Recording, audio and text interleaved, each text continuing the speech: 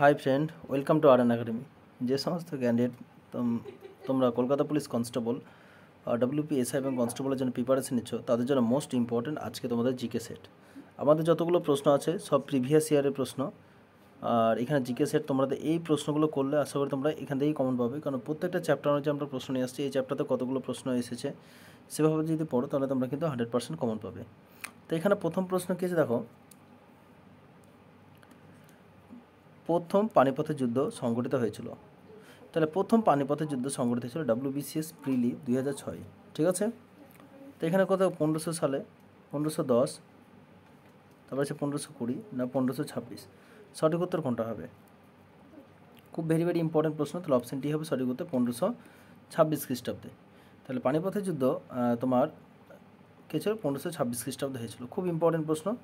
তারপর নেক্সট প্রশ্ন কী আছে দেখো,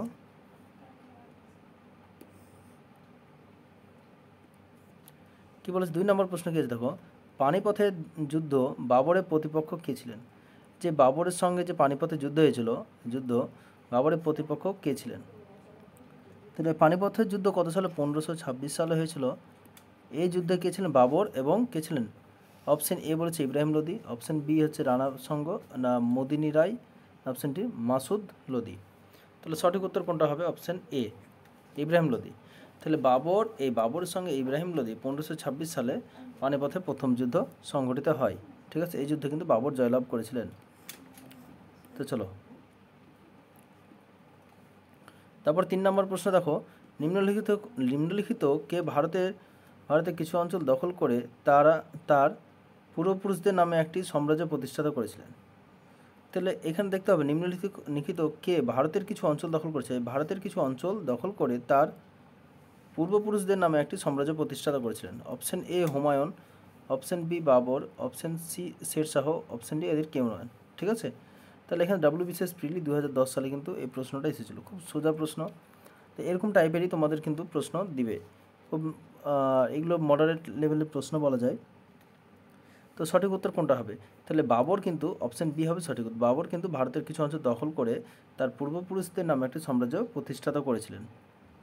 4 নম্বর প্রশ্ন কী আছে দেখো, খানোয়ার যুদ্ধ বাবরের প্রধান প্রতিদ্বন্দ্বী কে ছিলেন? এই যে খানোয়ার যুদ্ধ কত সালে হয়েছিল এটা তোমরা কমেন্টে লিখবে, যদি জানা থাকে অবশ্যই কমেন্টে লিখবে, ঠিক আছে। তো এই খানোয়ার যুদ্ধে বাবরের প্রধান প্রতিদ্বন্দ্বী কে ছিলেন? কে আছে? হিমু, রানা সঙ্গ না মাসুদ লোদি না কেউ নন?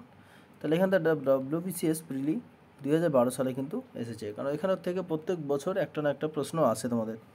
তো 4 নম্বরের সঠিক উত্তর কোনটা হবে? তো 4 নম্বর সঠিক উত্তর অপশান বি, রানা সঙ্গ। তাহলে খানোয়ার যুদ্ধ 1500 কত সালে হয়েছিল তোমরা কমেন্টে লিখবে। বাবরের প্রধান প্রতিদ্বন্দ্বী কে ছিলেন? রানা সঙ্গ। তাহলে অপশান বি হবে সঠিক উত্তর। তারপরে চলে যাই 5 নম্বর প্রশ্ন কী আছে দেখো, 5 নম্বর প্রশ্ন দেখো, 1526 খ্রিস্টাব্দে ভারতের ইতিহাসে কোন গুরুত্বপূর্ণ ঘটনাটি ঘটে? এই যে 1526 সালে ঘটনাটি কী ঘটেছিল? অপশান এ বলেছে, দেখো কী বলেছে, পানিপথের প্রথম যুদ্ধ, অপশান ডি পানিপথের দ্বিতীয় যুদ্ধ, না শেরশাহের সাথে হুমায়ুনের পরাজয়, না কোনোটি নয়। তাহলে পানিপথের প্রথম যুদ্ধ কত সালে হয়েছিল? হয়েছিল 1526 সালে, ঠিক আছে। পানিপথের দ্বিতীয় যুদ্ধ 1556 সালে। তাহলে 1526 সালে ঘটনাটি গুরুত্বপূর্ণ। পানিপথের প্রথম যুদ্ধ হয়েছিল বলে 1526 সালে পানিপথের প্রথম যুদ্ধ হয়েছিল বলে এই 1526 সালটা খুবই গুরুত্বপূর্ণ। এটা পরীক্ষা এসেছে দেখো RRB মুম্বাই 2006 রেলের পরীক্ষাতে এসেছে। 6 নম্বর প্রশ্ন কি বলেছে দেখো, 6 নম্বর প্রশ্ন কি বলেছে, কোন দুজন শাসকের মধ্যে প্রথম পানিপথের যুদ্ধ সংঘটিত হয়েছিল? তাহলে এই 1526 সালে যে এই পানিপথে 1526 সালে যে যুদ্ধ হয়েছিল, পানিপথে প্রথম যুদ্ধ, তা কোন দুই শাসকের মধ্যে হয়েছিল?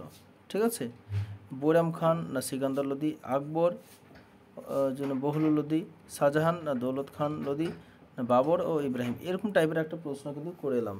তো প্রশ্নগুলো মোটামুটি একই রকমই থাকবে, তাহলে একটু ভালো করে পড়তে হবে। প্রশ্নটা যদি বুঝতে পারো তো সহজে কিন্তু অ্যান্সার করে বেরিয়ে আসতে পারবে।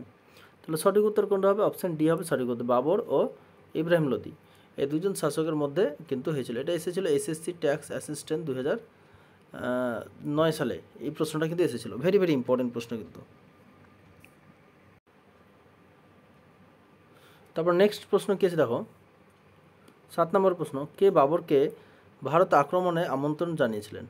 তাহলে কে বাবরকে ভারত আক্রমণের আমন্ত্রণ জানিয়েছিলেন? ইব্রাহিম লোদি, দৌলত খান লোদি, শের খা না সিকান্দার লোদি? সঠিক উত্তর কোনটা হবে? 7 নম্বরের সঠিক উত্তর। তা 7 নম্বর সঠিক উত্তর এখানে কী হবে? যে হচ্ছে কে বাবরকে ভারত আক্রমণের আমন্ত্রণ জানিয়েছিলেন। ভেরি ভেরি ইম্পর্টেন্ট প্রশ্ন কিন্তু। WCS প্রিলি 2013 সালে। দেখো 10, 11, 12, 13 প্রত্যেকটা বছরই কিন্তু এখান থেকে প্রশ্ন এসেছে। ঠিক আছে, তাহলে সঠিক উত্তর কোনটা হবে? অপশান বি হবে সঠিক উত্তর, দৌলত খান লোদি। এই দৌলত খান লোদি বাবরকে আমন্ত্রণ জানিয়েছিলেন ভারত দখলের জন্য। ঠিক আছে, তারপর নেক্সট প্রশ্ন কী আছে দেখো,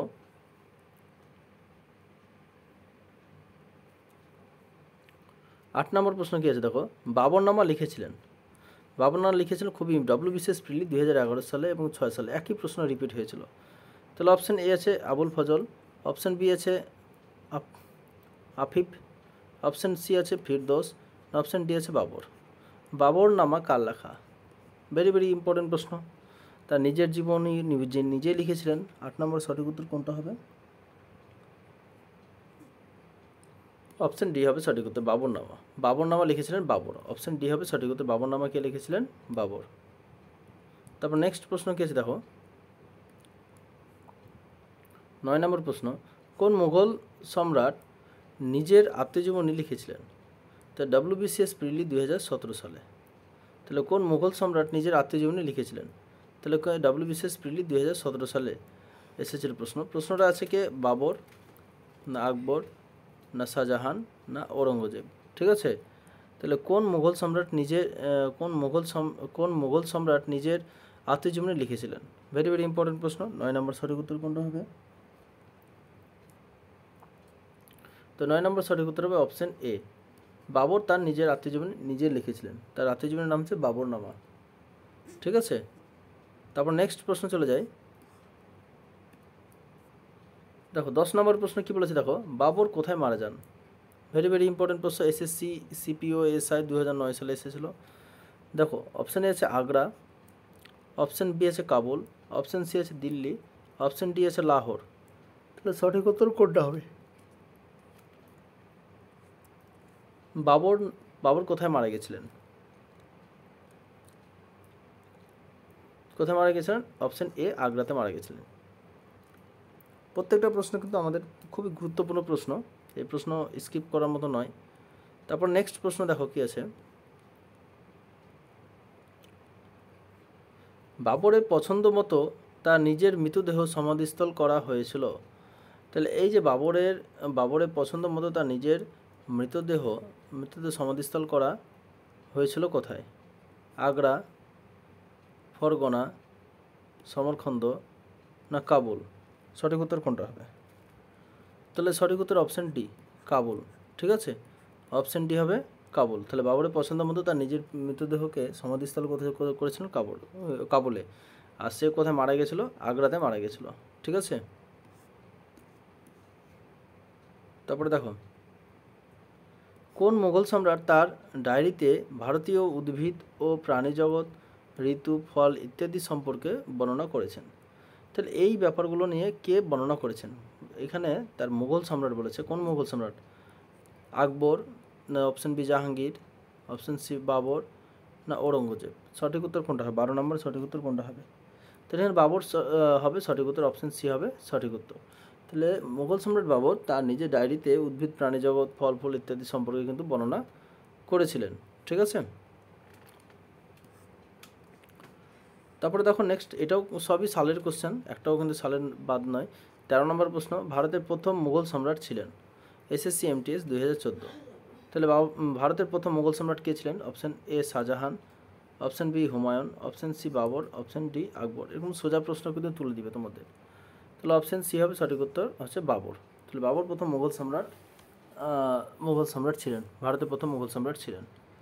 তারপর নেক্সট প্রশ্ন দেখো 14 নম্বর প্রশ্ন কি বলেছে, কোন মুঘল সম্রাট মধ্যযুগে প্রথম যুদ্ধক্ষেত্রে কামানের ব্যবহার করেছিলেন? তাহলে কোন মুঘল সম্রাট মধ্যযুগে প্রথম প্রথম যুদ্ধে কামানের ব্যবহার করেছিলেন? কামানের ব্যবহার কে করেছিলেন?